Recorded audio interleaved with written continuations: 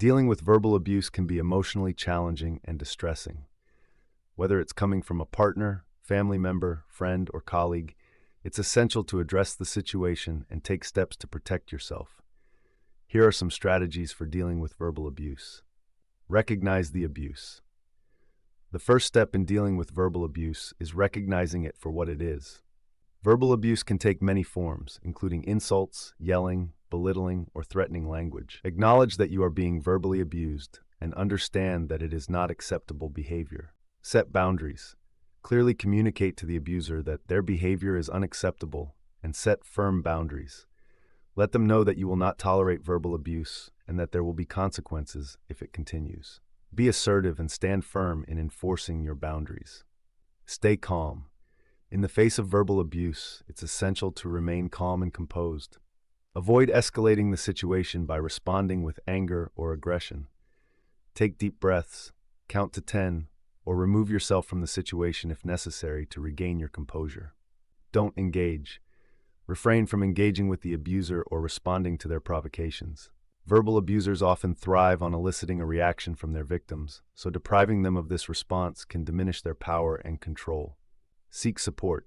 Reach out to trusted friends, family members, or support networks for assistance and guidance. Talking to someone you trust can provide emotional support and validation, as well as help you gain perspective on the situation. Document the abuse. Keep a record of the verbal abuse incidents, including dates, times, and specific details of what was said or done. Documentation can serve as evidence if you need to take further action, such as seeking legal protection or reporting the abuse to authorities. Seek professional help. If the verbal abuse persists or escalates, consider seeking help from a therapist, counselor, or support group. A mental health professional can provide guidance, support, and coping strategies for dealing with the effects of verbal abuse. Consider your options. Depending on the severity of the abuse and your safety concerns, you may need to consider your options for leaving the situation or seeking legal protection. Explore resources available to you, such as domestic violence hotlines, shelters, or legal aid services. Practice self-care. Take care of yourself physically, emotionally, and mentally in the aftermath of verbal abuse.